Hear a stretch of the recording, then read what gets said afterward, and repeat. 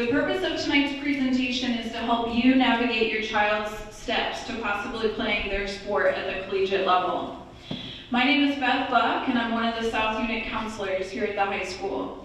Each unit of the high school has 2 school counselors, and I encourage you to have your student reach out to their school counselor to let them know that they want to play their sport in college. Each counselor knows the academic eligibility requirements and can make a scheduling plan with your child. But the reality is that the eligibility process involves so much more than just scheduling, so I've reached out to the experts here. So without further ado, I'll pass it over to our compliance officers from The Ohio State University. Thank you, Beth. Hi everyone, my name is Sydney Barker and I'm Assistant Director of Athletic Compliance at Ohio State, and I'm joined by Harrison and Zoe, who also work in the Athletic Compliance Office over at Ohio State. Why is compliance here talking to you today about college athletics? And that's because we are some of the people that help with the initial eligibility process and make sure that you all are eligible to actually compete at the collegiate level. Also, just personally, I was a collegiate student athlete myself, and I'm just a huge proponent for what college sports can do for you. So I'm just super passionate about the student athlete experience. You can go to the next one. So today's topics are kind of going to be a broad overview of some things that you need to know, some next steps that you can take if you're interested in participating in college athletics. And we'll also go over maybe some terms that you maybe need to know when you're going throughout the recruiting process. So NCAA is made up of 3 different divisions, which you guys probably already know, but just wanted to briefly introduce. There's Division 1, 2, and 3, and Division 1 is actually separated into the 3 different subsections. So you'll have your big football schools, you'll have schools that just have football that maybe aren't the bigger schools, and then you'll have schools that don't have football. You do get athletic scholarships at the Division 1 level. And Division 2, you also get athletic scholarships awarded. Just know that there may be lesser amounts just because sometimes there's smaller schools, lesser budgets to work with, and smaller award limits, but you do get athletic scholarships. And then you'll have Division 3, and at the Division 3 level, athletic scholarships are actually not awarded. So that's just a key difference with Division 3. But before I move on, something I just wanted to, I think, highlight about these slides is that the number of institutions where you can go play your sport at. I think there was 300 to 400 active Division 1, Division 2, and Division 3 institutions. So I think my takeaway for you all for that is that if you want to play in college, there is a school and a program for you. So I think that's my main takeaway there. So you want to play in college, what's one of the steps that I should take? One of the first steps you should take is registering with the NCAA Eligibility Center if you haven't already. They essentially are the ones that will take a look at your academics and take a look at your amateur status, and they will let us know whether you are eligible to compete in college athletics. You'll have to put in your transcripts, and you'll have to answer a few questions about your sport participation, and then they'll basically say, yes, you're eligible to compete at the collegiate level, or no, you're not. And it doesn't really matter where you're going, Division 1 or 2, everyone needs to have an NCAA Eligibility Center profile, so that's why it's super important that no matter what level you're choosing to go to, that you do create that profile. I will say Division 3 does not require it. However, I would still highly suggest that you create one, just because you never know whether you might transfer to a Division 2 institution, or you might get recruited by Division 2 or 1 school last minute, and then you would need to be in the eligibility center. So that's why no matter what, we kind of suggest that you create one anyway. Timing, we say the best time to do it is your fall semester of your junior year. So if that's you, I would highly suggest, leaving here and thinking about creating a profile for yourself. Just know that there is a registration fee. However, if you need it, there are some fee waivers available. available. I'm going to now pass it over to Harrison, who's going to talk a little bit more about the academic and amateurism, like what the Eligibility Center actually looks at for both of those. Hi everyone, my name is Harrison Weir. I'm the Assistant Director of Compliance at Ohio State. One of my big duties as the Assistant Director of Compliance is actually overseeing the eligibility functions, including all of our incoming high school student athletes. So apologies in advance, some of this stuff might not be super riveting for you, but I promise you it is very relevant if you do want to play collegiate sports. So, and after this, we'll take any questions that you have whenever we're completed. So starting with Division I, in order to be eligible to compete, so there's 3 different facets for this. In order to compete, receive athletics aid, and practice at your Division I institution during your first year of college enrollment, you have to do 4 different things. The first one, and probably the most obvious one, you have to graduate from high school. The second one, you have to pass at least 16 core courses, and we'll get into what a core course is in a minute. In those 16 courses, you have to have at least a 2.3 GPA. So some of these courses that you take now, for example, if you take a visual arts elective, if you take a woodworking class, those classes cannot be used to help you get that GPA. What we're talking about with core courses are more of your main subject areas like your English, your math, your science. We'll get into that in a second. And then for Division I only, we also have what we call the 10-7 rule, which is after your junior year, you have to be done with at least 10 of your 16 core courses, and 7 of those 10 have to be in English, math, or science. We'll get into that in a second. One of the newer things that actually was passed by the NCAA last January is that test scores are no longer required from an NCAA perspective. However, depending on what school you're interested in applying to, your school may still require a test score for you to get admitted. For example, at Ohio State right now, we're not requiring a test score, but for certain students, a test score would be beneficial. If you are a high-achieving student, you would be interested in getting academic scholarships. We still require test scores for that, and other schools that you're applying to might require you to submit a test score regardless. So just something to keep in mind there. So at the Division II level, most of the rules are still the same. You still have to graduate. The GPA goes down a little bit. You have to have a 2.2 GPA to your core courses, and you still have to earn 16 core courses at the Division II level. At Division III, we're not, as Sydney mentioned, we're not really looking at these requirements because it's not required at the Division III level. The only academic requirements from an NCAA perspective are that you're able to be admitted to your Division III school. So, core courses. So, the main subject areas that we're looking at for core courses are English, math, and math is generally Algebra 1 or higher, science, social studies or what we call social science, and then 4 years of any of those subject areas are what we would refer to as foreign language. So your Spanishes, your French, your some schools, your Latin, those specific areas. At the Division II level, a little bit different. You need 3 years of English, 2 years of math, 2 years of science, 3 additional years of English, math, or science, and then 2 years of social science and the 4 years in any of those areas or the foreign languages that we discussed. So the 10-7 rule, again, this is only specific to Division I if you want to play at the Division I level. The 10 core courses, the main thing with this is the 10 core courses that are used by the NCAA whenever you're done with your junior year, those courses cannot be replaced. So what that means is if you get a bad grade in one of these courses, but you pass the course, so say you took Algebra 1 and you got a D in Algebra 1, later on sometimes you're able to replace those classes if you take another math class and get a higher grade.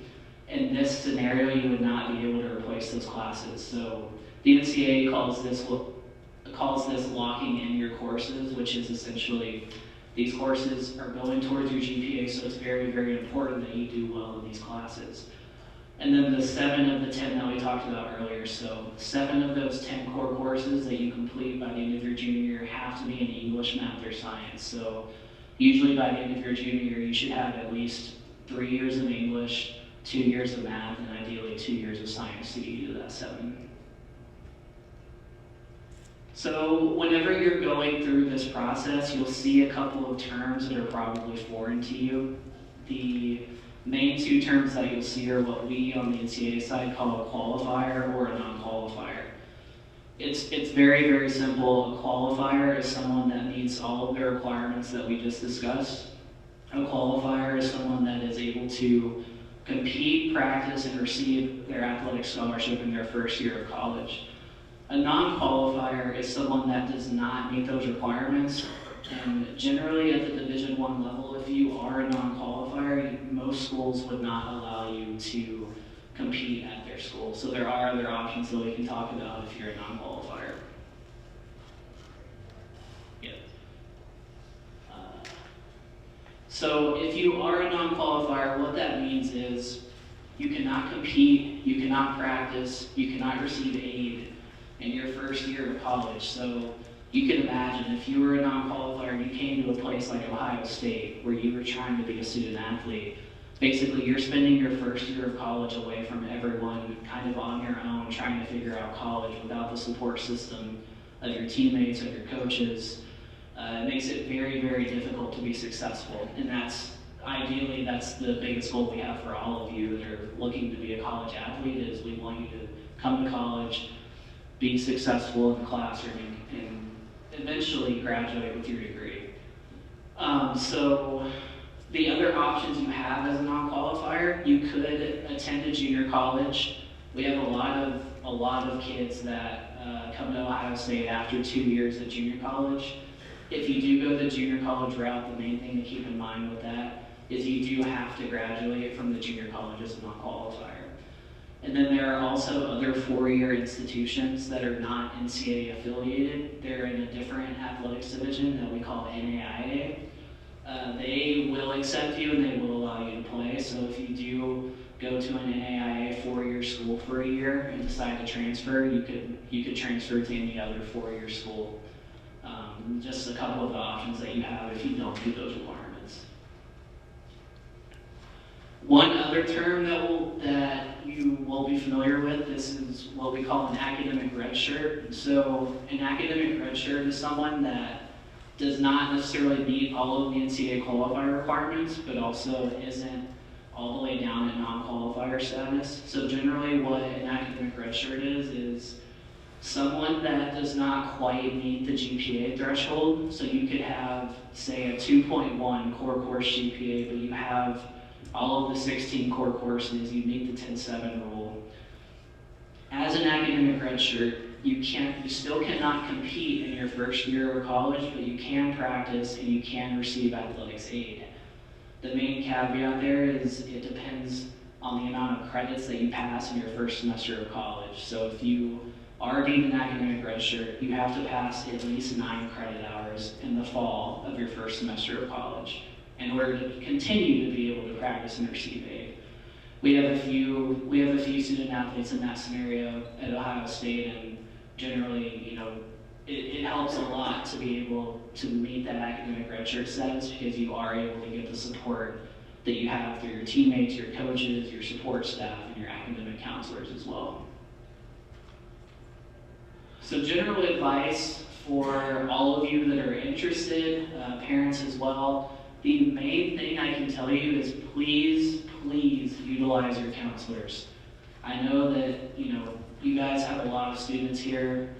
Meeting with your counselors might not be at the top of your mind, but if you are interested in playing at the NCAA level, your counselors are a huge resource for you. Our counselors like Ms. Buck, they know exactly what they're doing in this space. They can help you ensure that you're in the classes that you need. And if you're ever struggling in classes, they can also help you figure out what path you need to take to be able to meet these requirements. The other couple of things I would recommend, planning planning for this earlier is better. Generally, I would recommend registering for the eligibility center after your junior year, but that doesn't mean that you can't start thinking about this earlier. If you've completed your freshman or your sophomore year of high school, you can already start planning with your counselor in terms of what do my grades look like, what classes do I need, what do I need to do from this point out to be able to meet those requirements to ensure that I don't have any issues down the road. And then we already talked about registering, so. The other thing too is if you're unsure, if you don't really know what you want to do, but you know that you would like to play in college, still go ask your counselor questions. They have a plethora of experience with this stuff, and they can really, really help you navigate and just give you general advice about what you need to do to get to where you want to be. So the academic piece is one side of what we look at on the NCAA. The other side that we look at is what we call amateurism. And this is, I'm sure some of you have heard this term before from the NCAA. That's the general principle of college athletics, is that our student athletes are amateurs, they're not professionals. So that's kind of some of the things that we look at to ensure that we are okay there and that we haven't done anything as a student athlete to transition us from an amateur to a professional. So some of the things that we look at, every now and then we'll see student athletes that have signed contracts with professional teams. If any of you play ice hockey, you'll see it a lot in the ice hockey space with playing in juniors and signing contracts with those teams. Things like any type of salary for participating in athletics, any type of prize money you've received if you play an individual sport, it's something like tennis, and you get money for winning a tournament. Those types of things are reviewed. Any type of educational expenses you get, any type of preferential treatment you get. So if you have a coach who has kind of really taken you under their wing and they pay for a lot of your expenses, those are things that we have to review on our end to make sure that nothing illegitimate has happened there. And the last one would be if any of you ever get approached by an agent, someone that represents themselves as someone that is trying to get you to the next level past college, you have to be very, very careful with that. The general rule with agents is that we can never sign with an agent even while we're a college student athlete. We have to be completely done with our eligibility. And the starting point with the NCAA with agents is if you do sign or agree to be signed with an agent, you will be permanently ineligible. So those are just a couple of things that we look at on the amateurism side as well. And then there's a link here, we'll send this out as well, that kind of just gives you more general information about the process and how the NCAA reviews this stuff.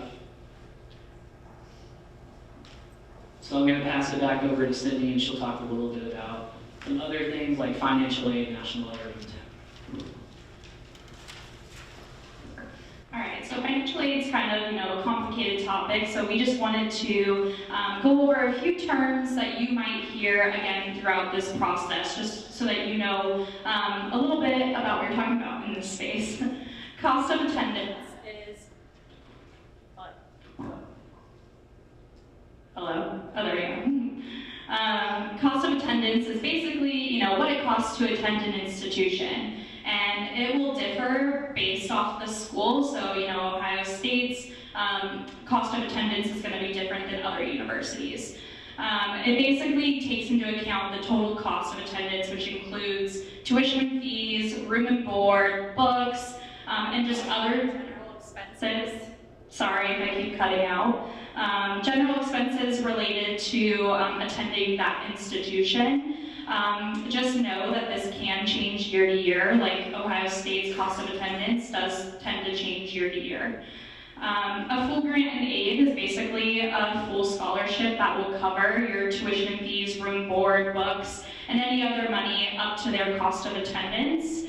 To be frank, there's not that many full scholarships that are given out. Most are the next thing, which is partial scholarships. You will see a large variety of types of partial scholarships. It could be a percentage. It could be, hey, we're going to cover your books for the first year. Just know that institutions and coaches have some creativity in that space and how that looks. So it might look a little different. It's specific to the individual and how the institution or how the coach wants to aid you. A length of a scholarship generally is 1 year that's automatically renewable, but again, just know that an institution or coach at their discretion can offer multi-year scholarships. So again, sometimes it might be a scholarship only for a year, and sometimes you might be offered something for multiple years.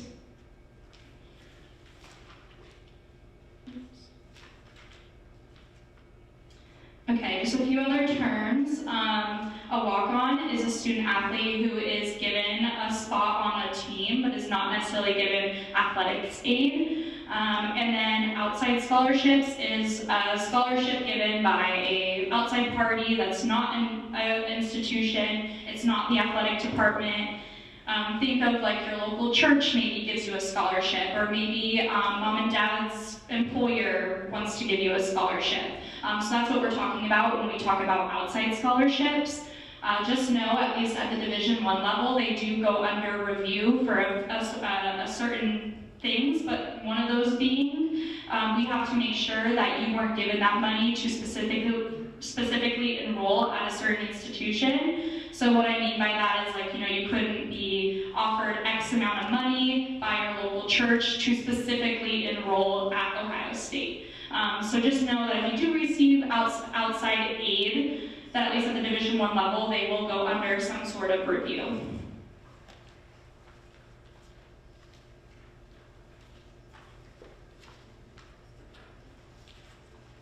All right, next we're going to talk about the National Letter of Intent. This letter serves as an official document that basically establishes your commitment to an institution for an academic year. In order to sign a National Letter of Intent, you do have to receive athletics aid. So if you are a walk-on student athlete, you would not sign an NLI. If you are offered an athletic scholarship, then you would sign an NLI. Just know that it can be rendered null and void if you do not meet admissions requirements for an institution, or if you don't meet NCAA eligibility requirements. So again, if you're labeled as a non-qualifier, then it could be rendered null and void.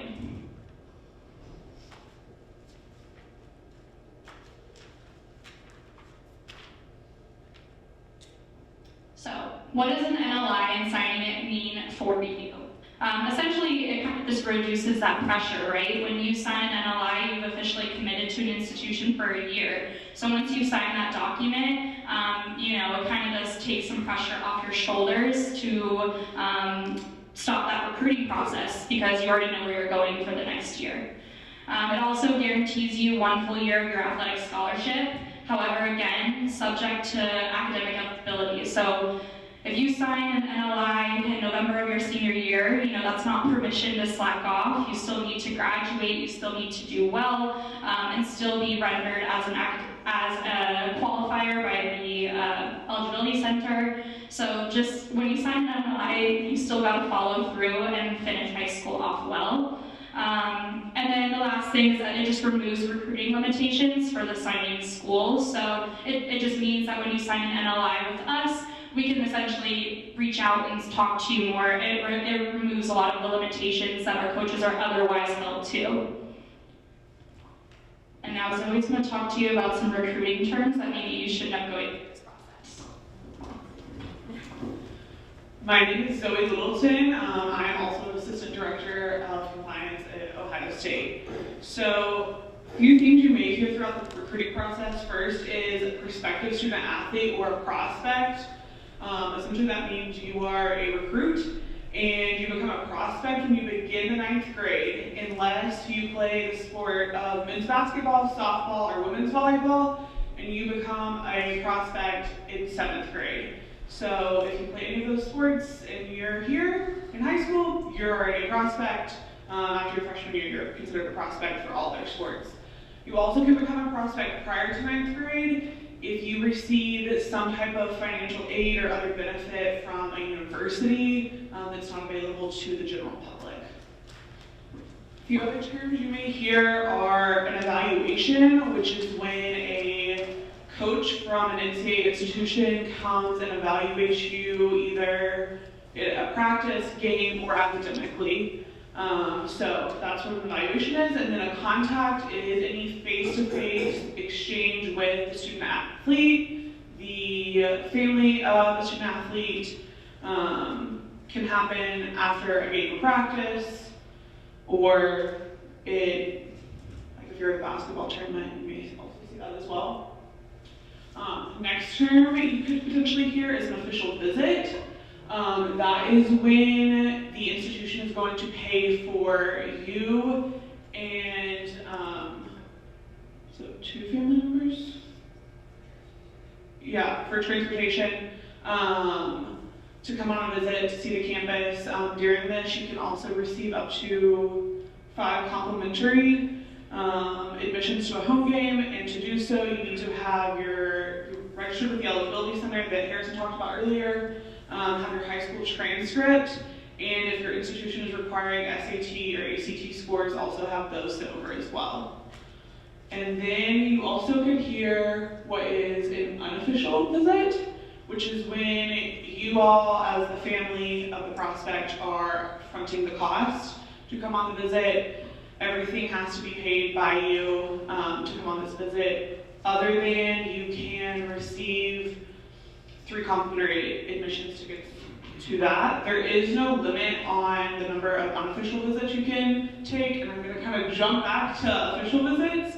You can take an unlimited number of those to any institution, but you can only take 1 per institution on an official visit.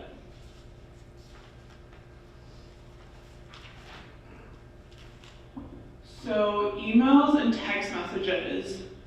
So you can provide recruiting correspondence, so emails, text messages, starting June 15th after a prospect's sophomore year. So up until then, cannot have correspondence. Some sports differ, but generally speaking, that is the case, and those correspondences cannot be public, so you cannot be tweeting back and forth with a coach or having some sort of conversation with them on Instagram or anything like that that is not directly in your DMs. And then telephone calls, there's varying start dates for those, so it truly depends on your sport. So men's ice hockey, that can kind of start January 1st of your sophomore year. Lacrosse and softball, that's September 1 of your junior year. Baseball, basketball, and football have no restrictions on when coaches can receive calls from you. And all other sports is June 15th after your sophomore year. And then any questions from any 3 of us? I know that was a lot of information, so feel free to digest that. We'll also stick around for a few minutes if you guys have want to come up and ask us personally. Again, I know that's a lot of information. It's not the most riveting information, but I think it's all everything that you need to know, basics you need to know in order to get you to that next level. So yeah. Thank you for being here. Really appreciate it. Yeah.